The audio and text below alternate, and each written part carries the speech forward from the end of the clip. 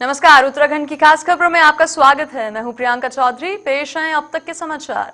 मुख्यमंत्री त्रिवेंद्र सिंह रावत के प्रयासों से चमोली जनपद के सीमावर्ती गांवों में मोबाइल कनेक्टिविटी पहुंच गई है। मुख्यमंत्री त्रिवेंद्र सिंह रावत ने नीति घाटी के झुमा में लगे हुए टावर का वर्चुअल माध्यम से शुभारंभ किया। जियो द्वारा सुकी में भी टावर स्थापित किया गया है। इससे लोगों को 4G इंटरनेट कनेक्टिविटी मिलेगी। इस अवसर पर मुख्यमंत्री त्रिवेंद्र सिंह रावत ने चमोली के सीमांत गांव के लोगों को बधाई देते हुए कहा कि इस सेवा से प्रदेश के सीमांत क्षेत्रों के लोगों को फायदा होगा। इससे सीमांत क्षेत्र में व्यापार, उत्पाद एवं ऑनलाइन मैपिंग में भी लोगों को सुविधा होगी। इस सेवा में सीमांत क्षेत्र के लोगों को ऑनलाइन आवेदन और विभिन्न कार्यों के लिए भी सुविधा होगी। सरकार द्वारा ई गवर्नेंस दी गई दिशा में किए जा रहे ये कार्यों को इस सीमांत क्षेत्र के लोगों को काफी फायदा होगा।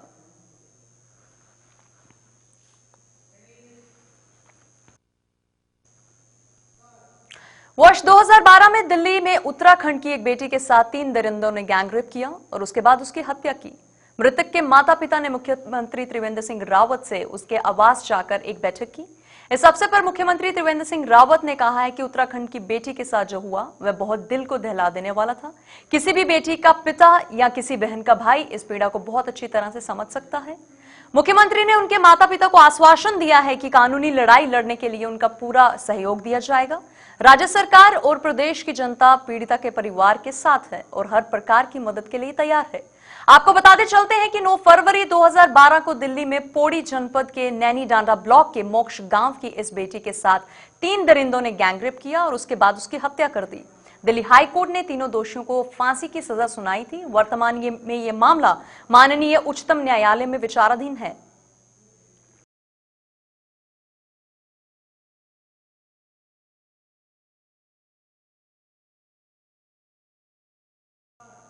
मुख्य सचिव ओम प्रकाश की अध्यक्षता में सचिवालय में देहरादून स्मार्ट सिटी परियोजना की उच्च स्तरीय संचालन समिति की भी बैठक हुई। मुख्य सचिव ने निर्देश दिए हैं कि परियोजना की गुणवत्ता पर विशेष ध्यान रखते हुए परियोजना को समय पर पूर्ण किया जाए। उनका कहा है कि स्मार्ट सिटी प्रोजेक्ट के तहत स्मार्ट सड़कों के निर्माण में डक्ट का कार्य भी होने के बाद ही ब्लैक टेपिंग का कार्य किया जाए। बैठक में CEO Dehradun smart city limited Ashish Kumar Shrivastava ने बताया कि देहरादून में इलेक्ट्रॉनिक बस परियोजना शुरू किए जाने हेतु प्रोटो बस इस सप्ताह देहरादून आ जाएगी, जिसमें मुख्य सचिव ने निर्देश दिए हैं कि प्रोटो बस को महिलाओं को समर्पित करते हुए केवल महिलाओं हेतु चलाया जाए।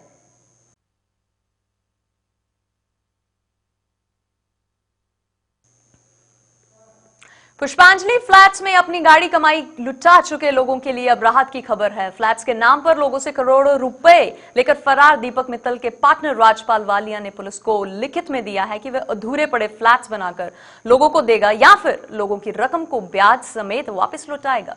बताते चलें कि पुष्पांजलि फ्लैट्स में करीब 88 लोगों के साथ 30 करोड़ का फ्रॉड सामने आया है। फ्लैट्स के नाम पर लोगों से करोड़ों रुपए लेकर मुख्य आरोपी दीपक मित्तल अपनी पत्नी के साथ विदेश फरार हो चुका है।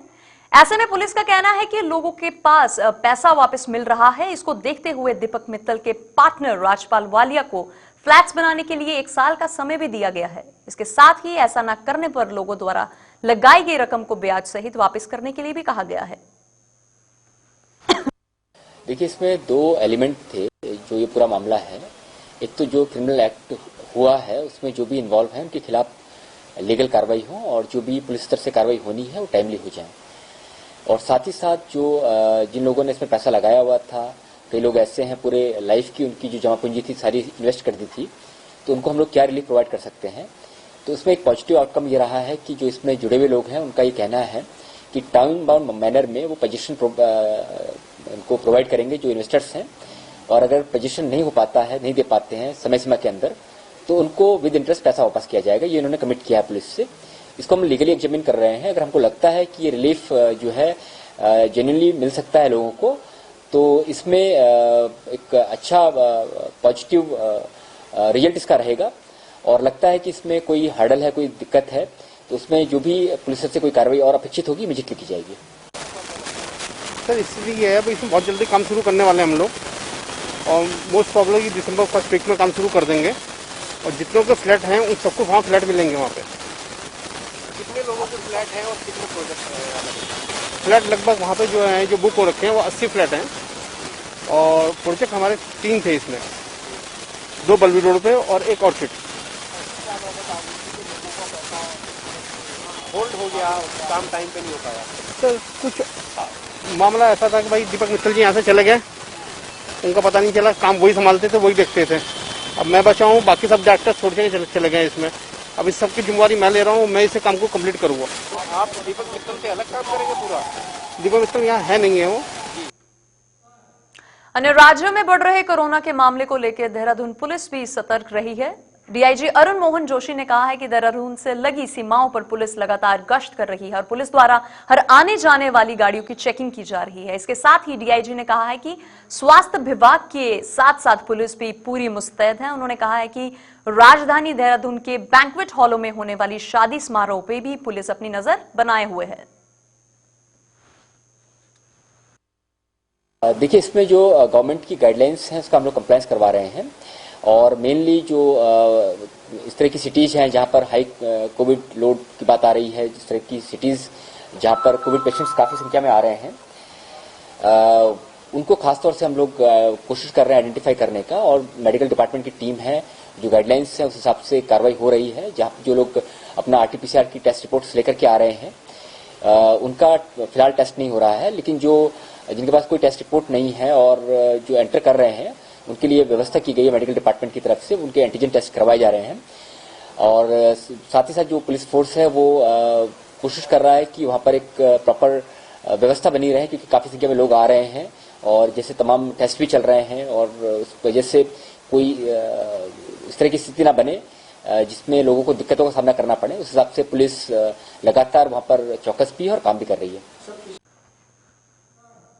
देश के सभी केंद्रीय ट्रेड यूनियनों के संयुक्त आह्वान पर आज प्रस्तावित देशव्यापी आम हड़ताल को सफल बनाने के लिए हरिद्वार में कई जगह विभिन्न संगठनों द्वारा धरना प्रदर्शन किया गया। आज बैंकों की हड़ताल से खाता धारकों को खासी परेशानी हुई। बैंकों के बंद होने से करोड़ों का लेन देन भी अटक गया।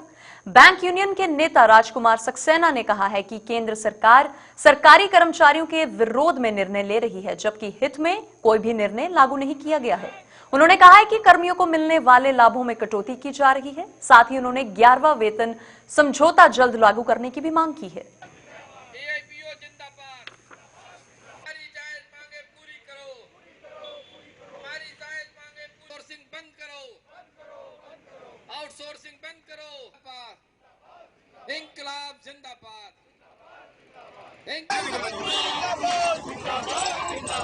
निजीकरण नहीं चलेगा।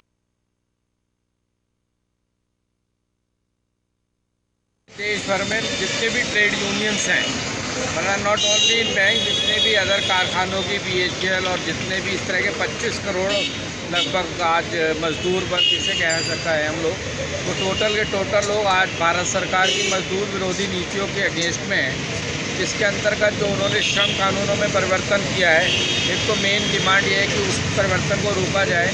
और जहाँ तक बैंकों का सवाल है, हम लोगों की जो स्ट्राइक के मेन मुद्दे हैं, एक तो जो आउटसोर्सिंग हमारे बैंकों में बहुत बढ़ गई है। पहले पूरी परमानेंट नियुक्तियां हुआ करती थी, लेकिन अब परमानेंट नियुक्तियों को छोड़ के टेम्प्रेरी लोगों से काम कराया जा रहा है। एक तो हमारी डिमांड ये है कि वो बंद करके फिर से परमानेंट नियुक्ति करी जाए। और हमारे बैंकों के अंदर पेंशन योजना लागू थी पुराने रूप में, जिसमें हमें डी और वो सब मिलता था। और भारत सरकार ने वो पेंशन योजना बंद करके नई पेंशन योजना लागू कर दी, जिसके अंतर्गत हमारे साथियों का बहुत नुकसान हो रहा है। ये तो बहुत छोटी सी भीड़ है। इसकी बुनियाद तो फासिस्ट सरकार जो आज से 6 साल पहले आरएसएस सरकार जो आई है, वो एक ही सूत्री एजेंडा है उसका, पूंजीपतियों का हिमायती। और पूंजीपति भी क्या है, ये गुजरात का प्रधानमंत्री बना है और गुजराती जितने भी पूंजीपति हैं, अडानी से लेके अंबानी तक, उनका किस तरह से बढ़ोतरी हो, किस तरह से उनका उठान हो और देश चूल्हे भाड़ में जाए, उनको इस बात से कोई मतलब नहीं है।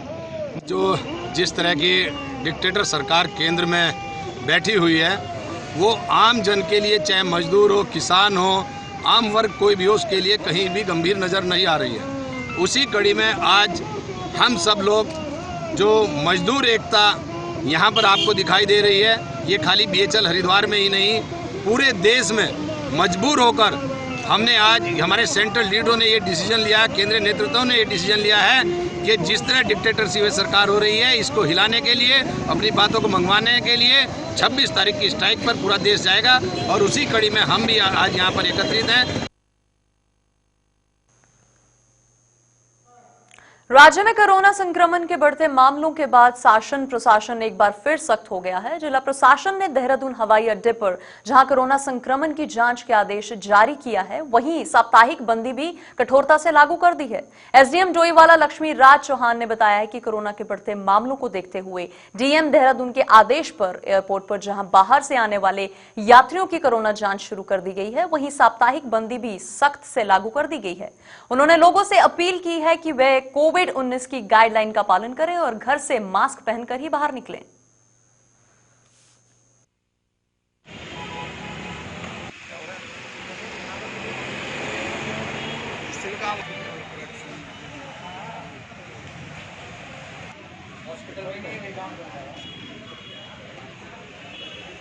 नगर पंचायत द्वारा दिनेशपुर में फुटपाथ पर किए गए अवैध कब्जे को हटाने का अभियान शुरू कर दिया गया है। इस अभियान के तहत नगर पंचायत अधिशासी अधिकारी संजय कुमार की नेतृत्व में नगर पंचायत कर्मचारी एवं पुलिस प्रशासन की टीम ने दिनेशपुर के विभिन्न स्थानों में फुटपाथ पर किए गए अतिक्रमण को हटाया।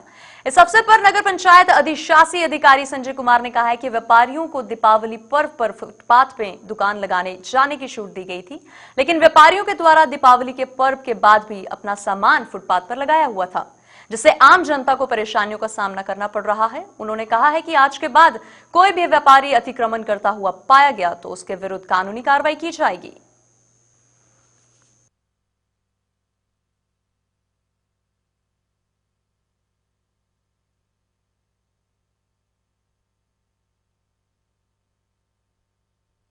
अभी हमारी व्यापार मंडल के पदाधिकारियों से जो है थाने में जो है बैठक हुई है, तो व्यापारियों द्वारा ही जो है इस बात को वो दी है शहर में जो है अतिक्रमण को हटाया जाए। तो इसमें कुछ व्यापारियों का ये कहना है दिवाली के तक हमें समय दी जाए, अब तो दिवाली का त्यौहार खत्म हो गया। इसी को दृष्टिगत रखते हुए हम जो रोड पटरी है इससे जो है जो भी अगर सामान बाहर रखेगा उसके खिलाफ जो है कार्रवाई करेंगे। वो अनाउंसमेंट हमारा हो नहीं पाया तो हमने आज चेतावनी दी थी कल से जो है बाहर ना रखें, रोड पटरी पर सामान ना फैलाएं। अगर कल स्थिति होती है तो इसके हम जुर्माने या जो भी चालानी कार्रवाई होगी हमारे द्वारा हम लोग कार्रवाई करेंगे।